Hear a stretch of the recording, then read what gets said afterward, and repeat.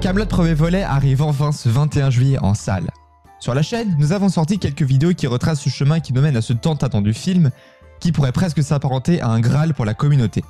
Cette vidéo sera en 3 parties. La première sera une fiche technique du film, de son parcours avec les informations essentielles.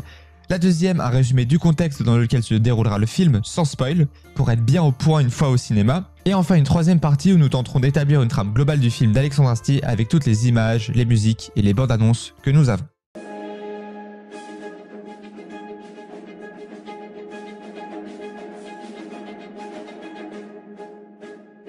Kaamelott premier volet est un film français de 2 heures. Ce dernier est la suite directe de la série d'Alexandre Astier. Le film est censé être le premier d'une trilogie, si ce premier opus marche. Le film mêlera comédie et épique, faisant une sorte de synthèse de tous les genres ayant traversé la série. D'après Astier, il est nullement nécessaire d'avoir vu la série pour voir ce premier volet, les premières critiques suivent cet avis à quelques exceptions près. En termes de casting, nous avons fait une vidéo dédiée, mais globalement, le film retrouvera une immense partie du cast de la série. Alexandre Astier qui est évidemment partout, au scénario, à la réalisation, à la musique, au montage, et qui tient aussi le rôle principal, Arthur. Anne Giroir en Guenièvre, Franck Pitu en Perceval, Thomas Cousseau en Lancelot, Jean-Christophe Ambert en Caradoc, Alain Chabat en Duc d'Aquitaine. S'ajoutent aussi de nouvelles têtes comme Guillaume Gallienne en Alzagar, Clovis Cornillac en Quarto, Johnny Bess ou encore Sting en Orsa. Kaamelott premier volet reprend 10 ans après le dernier épisode de la série, Dies Irae. Dans ce dernier épisode, on retrouve Arthur mourant dans son lit. Déjà pris pour mort, les chevaliers et proches d'Arthur viennent lui rendre un dernier hommage.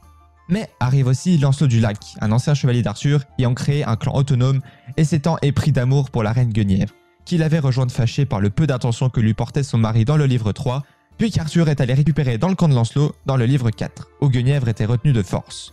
Lancelot fut terrassé du départ de Guenièvre et se mit en tête de tuer Arthur. Or, une fois arrivé devant Arthur, il s'était déjà suicidé. Lancelot entreprit donc de le sauver via un sort de magie blanche.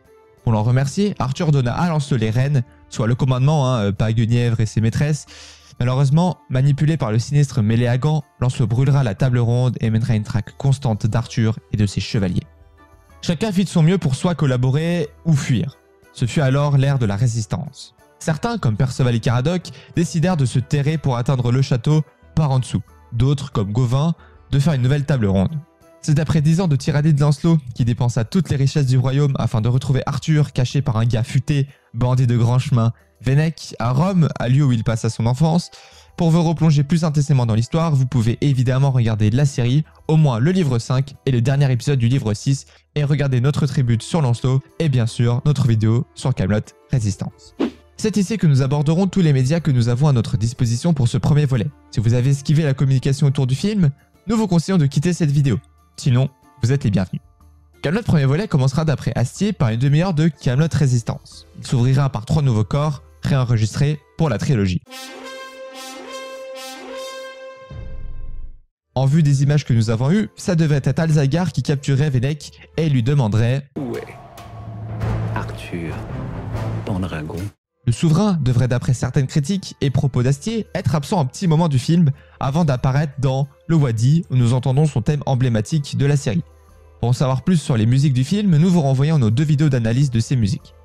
D'un autre côté, Lancelot, lui, devrait parlementer avec des mercenaires saxons venus envahir la Bretagne. Nous devrions retrouver Arthur chez le duc d'Aquitaine avec Alzagar et Quarto.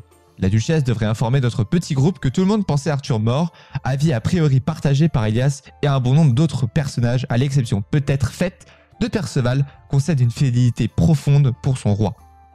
Malgré les demandes appuyées de personnages comme le duc, Arthur ne devrait a priori pas être si motivé à reprendre son trône.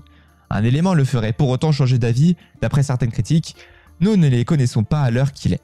Malgré tout, Arthur devrait aller rencontrer des membres de la résistance comme Gauvin, alors que d'autres comme Perceval et Caradoc ont l'air d'avoir été capturés et emprisonnés.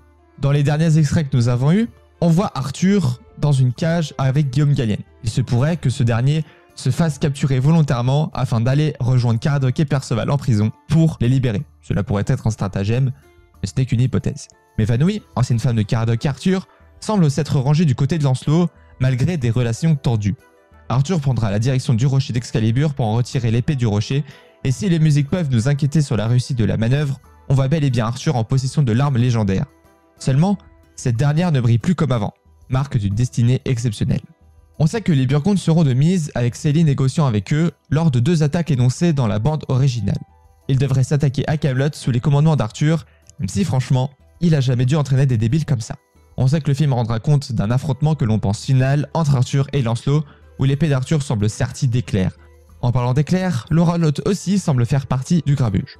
On en a presque fini, si ce n'est qu'on sait que Guenièvre sera tenue prisonnière de Lancelot, a priori libérée puisqu'avec Arthur sur certaines images, que nous aurons des flashbacks sur la jeunesse d'Arthur, que le roi Lot aurait un autre fils, Gareth, et que Perceval jouerait un nouveau jeu ayant le droit à sa propre musique dans la BO, Robo Brawl.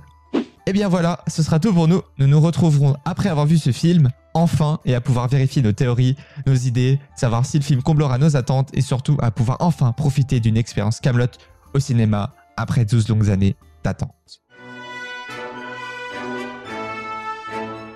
Ah, et si vous allez voir le film, restez bien après le générique.